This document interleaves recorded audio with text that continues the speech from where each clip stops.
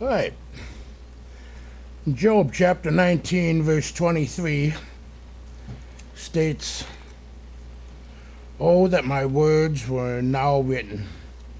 Oh, that they were printed in a book, that they were graven with an iron pen and lead in the rock forever. For I know that my Redeemer lives, and that he shall stand at the latter day upon the earth. And though after my skin worms destroy this body, yet in my flesh shall I see Eloah, whom I shall see for myself, and my eyes shall behold, and not another, though my reins be consumed within me." Like the Old Testament kinsman redeemer, Yeshua stands ready to reclaim and restore our place in his kingdom. Rescue us from death. Free us from slavery to sin, and to be our advocate before the Father Yahweh. In Luke chapter 20, verse 27, "Then came him certain of the Sadducees, which deny that there is any resurrection. And they asked him, saying, Master, Moses wrote unto us, if any man's brother die having a wife, and he die without children, that his brother should take his wife, and raise up seed unto his brother. There were therefore 7 brethren. And the first took a wife, and died without children. And the second took her to wife, and he died childless. And the third took her, and in like manner the 7 also. And they left no children, and died. Last of all, the woman died also. Therefore, in the resurrection, whose wife of them is she? For 7 had her to wife." And Yeshua answered, said unto them, "The children of this world marry and are given in marriage, but they which shall be accounted worthy to obtain that world, and shall the resurrection from the dead, neither marry nor are given in marriage, neither can they die any more, for they are equal unto the angels, and are the children of Yahweh, being the children of the resurrection. Now that the dead are raised, even Moses showed at the bush, when he called Yahweh the Elohim of Abraham, and the Elohim of Isaac, and the Elohim of Jacob. For he is not an Elohim of the dead, but of the living, for all live unto him." In Psalms 19, verse 14, "Let the words of my mouth and the meditation of my heart be acceptable in thy sight, O Yahweh, my strength and my Redeemer." If you ever think you're having a bad day, read the book of Job. Whatever your problems are, they will pale in comparison. Job is a devoted and faithful follower of Yahweh, and received incredible blessings in abundance from Yahweh. Great wealth, property, and family. He would pray for his sons and daughters and offer sacrifices for them just in case they had sinned. Yet Yahweh allowed Satan to strip Job of his wealth and health, with multiple calamities destroying his property and livestock, killing his children at the same time. Job's response has been immortalized, often quoted by people with no idea where it originated. The Lord gives, the Lord takes away. It's really the only attitude we can have during devastation. I know that it's not easy. Many of our fellow Floridians lost everything during past hurricanes. And I know only a few who are able to keep that Job-like attitude that Yahweh gives and Yahweh takes away. When we think about Job, that's the image that usually comes to mind. The poor, former rich guy, covered in boils and sores, wearing sackcloth and ash, but still praising Yahweh. We tend to miss his understanding of salvation. In the midst of his suffering, he understands that there is a Redeemer who will save him and bring him to eternal life. Scholars are not in agreement about the origin of the book of Job. Some think the story came down through the Edomites, written sometime after Jacob. Some believe it's even earlier than Genesis, since Job doesn't include the rules and regulations associated with Mosaic law, which would be somewhere around 1500 BC or so. Others believe it was written during the time of King David or King Solomon, which would be around 1000 or so. Still, others believe it was written during Ezekiel's time in Babylon captivity, which would put it around the late 500 BC. Even the latest dating, however, puts Job at a full 6 centuries before Messiah's ministry on the earth. Yet he describes his knowledge of his Redeemer with such deep sincerity that he wishes his words could be carved in rock and filled with lead for the people to read it centuries later. Job describes that even after he dies, his Redeemer will still live and will still stand even at the end of days. And in his resurrected body, Job will see Yahweh at his side. He won't see any other Elohims besides the one true Elohim he knows that will save him. In Psalm 17, verse 15, as for me, I will behold thy face in righteousness. I shall be satisfied when I awake with thy likeness. He's not planning on taking a nap. He's talking about the resurrection of the dead. Job doubts that he will be justified during his lifetime, but he is sure that he will stand before Yahweh in a body fully vindicated by his Redeemer. The Hebrew word that is translated as Redeemer refers to the Old Testament term kinsman redeemer, who was a close relative able to reclaim and restore the person's property. In Leviticus 25, verse 23, the land shall not be sold forever, for the land is mine, for you are strangers and sojourners with me. And in all the land of your possessions you shall grant a redemption for the land. Leviticus 25, verse 39, and if thy brother that dwells by thee be waxen poor, and be sold unto thee, thou shalt not compel him to serve as a bondservant, but as a hired servant, and as a sojourner he shall be with thee, and shall serve thee unto the year of Jubilee. And then shall he depart from thee, both he and his children with him, and shall return unto his own family. And unto the possessions of his fathers shall he return. For they are my servants, which I brought forth out of the land of Egypt. They shall not be sold as bondmen. Thou shalt not rule over him with rigor, but shalt fear thy Elohim. Both thy bondmen and thy bondmaids, which thou shalt have, shall be of the heathen that are round about you. Of them shall you buy bondmen and bondmaids. Moreover, of the children of the strangers that do sojourn among you, of them shall you buy, and of their families that are with you, which they begot in your land, and they shall be your possession. And you shall take them as an inheritance for your children after you, to inherit them for possession. They shall be your bondmen forever. But over your brethren, the children of Israel, you shall not rule over one over another with rigor. And if a sojourner or stranger wax rich by thee, and thy brother that dwells by him wax poor, and sells himself unto the stranger or sojourner by thee, or to the stock of the stranger's family, after that he is sold, he may be redeemed again. One of his brethren may redeem him. Either his uncle or his uncle's son may redeem him, or any that is near of kin unto him of his family may redeem him. or if he be able, he may be redeemed himself.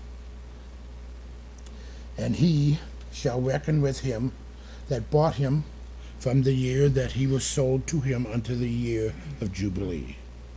And the price of his sale shall be according unto the number of years, according to the time of a hired servant shall it be with him. If there be yet many years behind, according unto them he shall give again the price of his redemption out of the money that he was bought for. If there remain but few years unto the year of Jubilee, then he shall count with him, and according unto his years shall he give him again the price of his redemption. And as a yearly hired servant shall he be with him, and the other shall not rule with rigor over him in thy sight. And if he be not redeemed in these years, then he shall go out in the year Jubilee, both he and his children with him. For unto me the children of Israel are servants, they are my servants, whom I brought forth out of the land of Egypt. I am Yahweh your Elohim. Every time you see this ending, I am Yahweh your Elohim, this is the same thing as Yahweh signing his name. I approve of what was just said. It's very important to Yahweh. Deuteronomy 19, verse 6. Lest the avenger of the blood pursue the slayer while his heart is hot, and overtake him, because the way is long, and slay him, whereas he was not worthy of death, inasmuch as he hated him not in time past. Wherefore I command thee, saying, Thou shalt separate thee cities for thee. And if Yahweh thy Elohim enlarge thy coast, as he has sworn unto thy fathers, and give thee all the land which he promised to give unto thy fathers, and if thou shalt keep all these commandments, to do them which I commanded thee this day, to love Yahweh thy Elohim, and to walk ever in his ways, then shalt thou add 3 cities more for thee besides these 3, that innocent blood be not shed in thy land, which Yahweh thy Elohim gives thee for an inheritance, and so blood be upon thee. But if any man hate his neighbor, and lie in wait for him, and rise up against him, and smite him mortally that he die, and flees unto one of these cities, then the elders of his city shall send and fetch him there, and deliver him into the hand of the avenger of blood, that he may die. Leviticus 25:25. If thy brother be waxen poor, and has sold away some of his possessions, and if any of his kin come to redeem it, then shall he redeem that which his brother sold, and even go to court on behalf of his wronged relative. Proverbs 23, verse 10. Remove not the old landmarks, and enter not into the fields of the fatherless. For the Redeemer is mighty. He shall plead their cause with thee.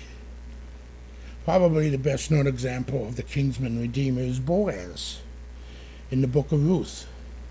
He was willing to rescue Ruth to give her a new life. Job is convinced that his own kinsman redeemer will be able to vindicate him even on the other side of death, and that Job will be there to see it happen. In Job's time, very little was known about the afterlife. It wasn't until many centuries later that Yeshua and the writers of the New Testament would explain the significance of Messiah's death and resurrection. Job's statement gives us a powerful example of faith. He knew in his heart that he would be redeemed. He just didn't know it was Yeshua. Some time ago, a traveling evangelist was riding along and singing to himself a song called I've Been Redeemed. A fellow passenger heard him, and he began to join in with the song. And he asked the man that joined in with him if he has been redeemed. The man said, "Yes, praise the Lord." So the evangelist asked him when it was. He said about 1900 years ago.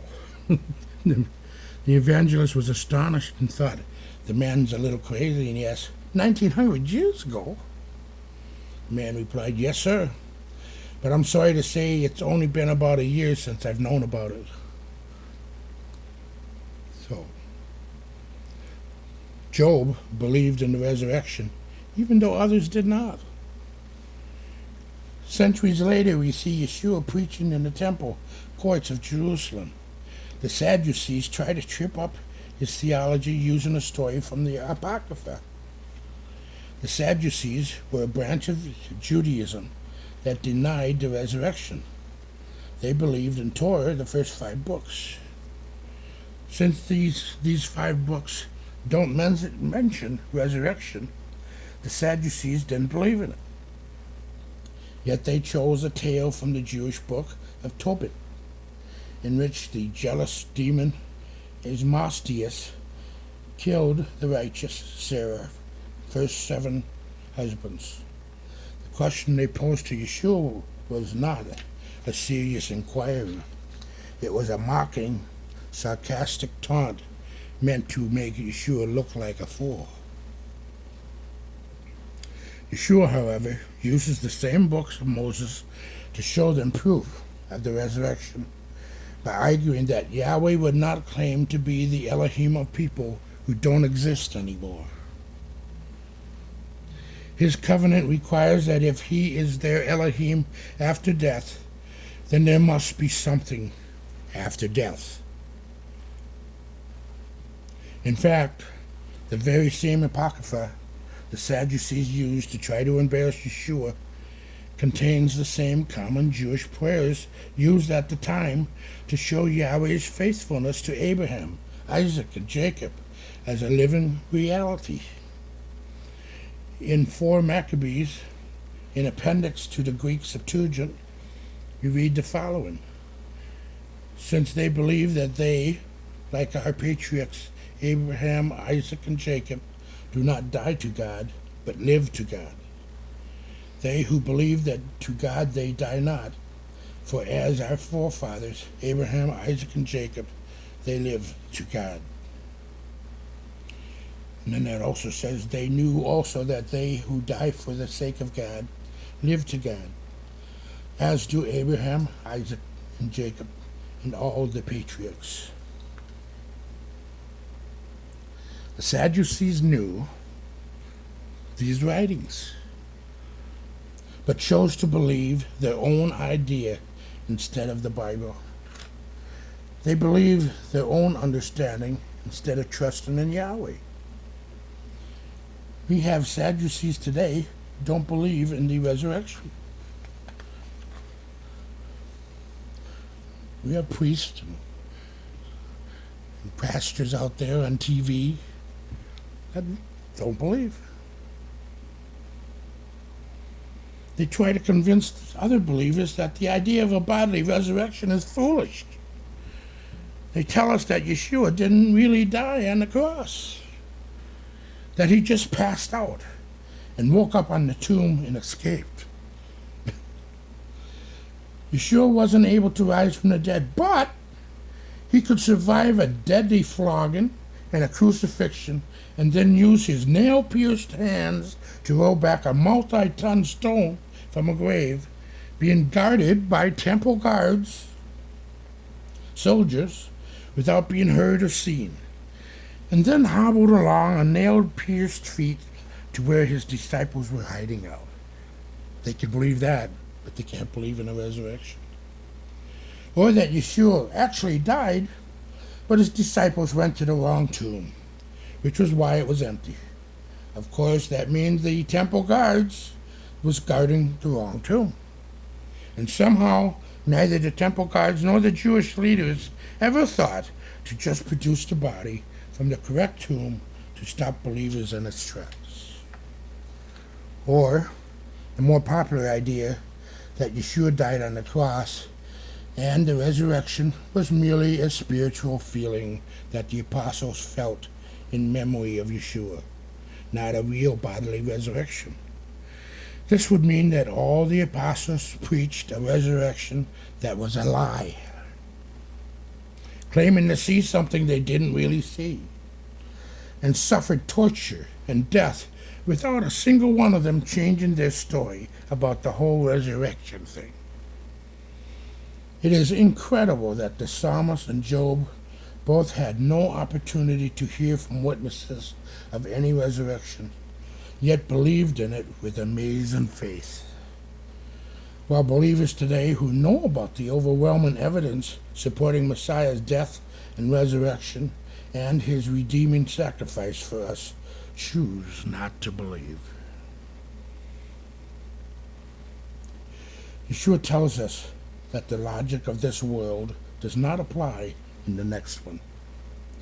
In the Old Testament, Yahweh tells us that his ways are not our ways. His thoughts are not our thoughts. Yet we keep trying to fit Yahweh into our mold of what the creator of the universe should behave like. How many times have you heard someone say that they can't believe in a God who would allow suffering or send people to hell or whatever pet peeve they have at the moment? They really think that Yahweh's existence is contingent on what they believe. If they chose not to believe in an Elohim who allows suffering in this world, then that Elohim didn't exist. It's like standing on a train track, claiming that trains don't exist.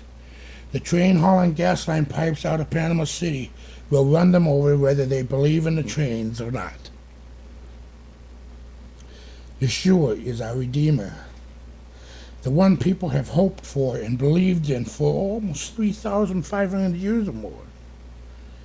Like the Old Testament kinsman Redeemer, Yeshua stands ready to reclaim and restore our place in his kingdom, rescue us from death, free us from slavery to sin, and be our advocate before Father Yahweh, an eternal parallel to the kinsman Redeemer authority of the Old Testament regarding this world. Job 19:25. For I know that my Redeemer lives, and that he shall stand at the latter day upon the earth. In Acts 1 verse 11. Which also said, You men of Galilee, why stand you gazing up into heaven? This same Yeshua, which is taken up from you into heaven, shall so come in like manner as you have seen him go into heaven. Yahweh bless.